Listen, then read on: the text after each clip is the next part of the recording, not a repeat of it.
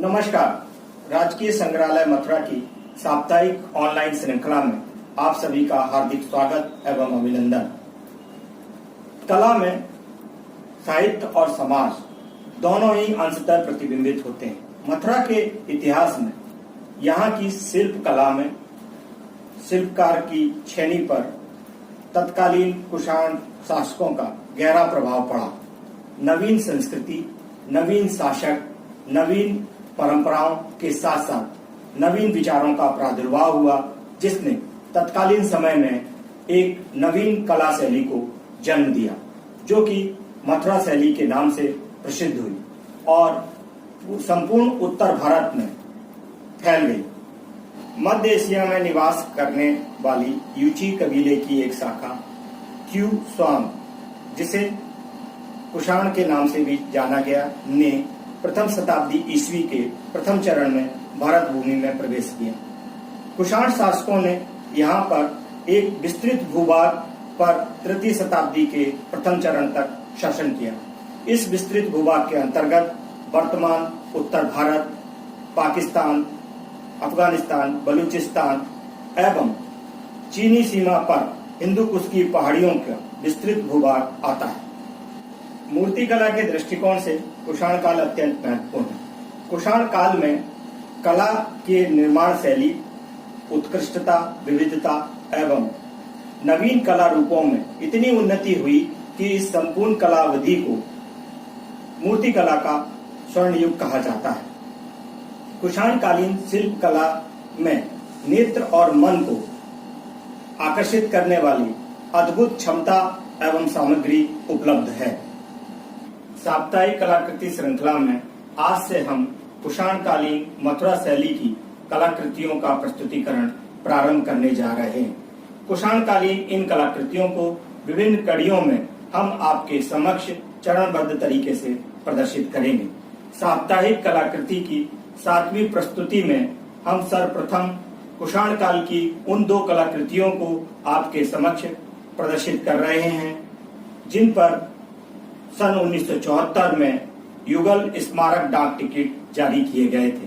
भारतीय डाक तार विभाग द्वारा जारी इन डाक टिकटों के विषय में हम एक तरफ विस्तृत जानकारी प्राप्त करेंगे, तो दूसरी तरफ इन टिकटों पर अंकित दोनों कलाकृतियों का विस्तृत अवलोकन भी करेंगे। आइए हम 7वीं प्रस्तुति के रूप में इन कलाकृतियों एवं डाक टिकट का विस्तृत अवलोकन करते हैं।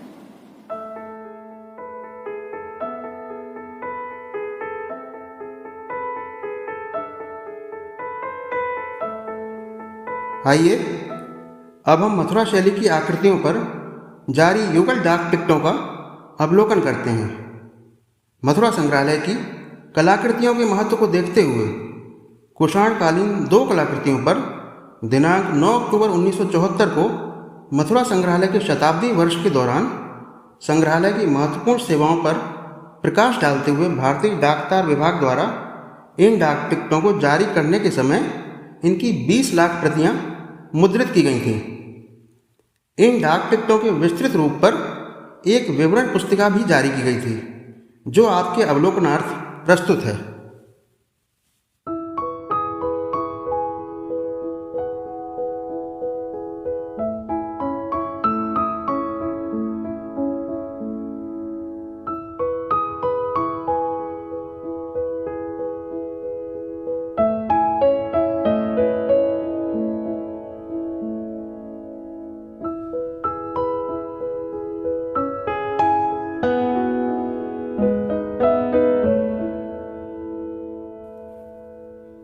आइए अब हम स्मारक डाक टिकटों की प्रथम कलाकृति का विस्तृत अवलोकन करते हैं। प्रस्तुत कलाकृति मथुरा कला का एक अनुपम साक्ष्य है। कुषाण काल में मथुरा शैली के अंतर्गत बनाई जाने वाली मूर्तियों में जो सजीवता प्रदर्शित की जाती थी, वह प्रस्तुत कलाकृति में स्पष्टता दिखाई देती है। यह कलाकृति बांसुरी बजाते हुए एक स्त्री की है, जिसके मुखमंडल पर बांसुरी बजाते हुए शांति एवं स्वयं में मग्नता का भाव दृष्टिगोचर है। तत्कालीन मूर्तिकला की विशेषताओं के अंतर्गत इस प्रतिमा में नारी के ललाट, नेत्रों, भौहों नासिका एवं अधर युगल अर्थात ओष्ठ को अत्यंत सुंदरता के साथ उकेरा गया है। इस नारी प्रतिमा के सिर पर एक विशेष प्रकार की चपटी गोल टोपी है। टोपी के नीचे से झांकते बालों का अंकन आकर्षक है। हाथों में सौभाग्य सूचक मणिबंध भूषण में चूड़ियों की श्रृंखला स्पष्ट है। वस्त्रों में दुपट्टा पहनने की शैली आकर्षक है, जिसे बाएं हाथ पर स्पष्टता देखा जा सकता है। इसके हाथों में एक बांसुरी है, जिसे बजाने की मुद्रा में पकड़े हुए है। नारी प्रतिमा के सिर के पीछे के भाग में पुष्पित वृक्ष को अत्यंत आकर्षक बनाया गया है। धड़ के नीचे से यह कलाकृति पूर्णतः खंडित अवस्था में है। अब स्मारक टिकट की द्वितीय कलाकृति का अवलोकन करते हैं। यह कलाकृति दोनों हाथों में पुष्पमाला लिए हुए आकाश में विचरण करते हुए गंधर्व की है। यह गंधर्व कानों में भारी कुंडल, गले में हार तथा सिर पर सपाट गोल टोपी पहने हुए है। दाएं हाथ से बाएं हाथ तक उड़ते हुए उत्तरीय को देखा जा सकता है। बाएं हाथ में सुंदर ब्रेसलेट एवं बाजूबंद भी यहाँ अवलोकनीय है। दाएं पैर को घुटने से मुड़ा हुआ दिखाया गया है। कलाकृति के बाएं पैर के नीचे का हिस्सा पूर्णतः खंडित अवस्था में है। इस प्रकार कुषाण काल की इन दोनों कलाकृतियों पर भारत सरकार के डाक तार विभाग द्वारा युगल डाक टिकट जारी करना मथुरा संग्रहालय के लिए गौरवशाली क्षण है।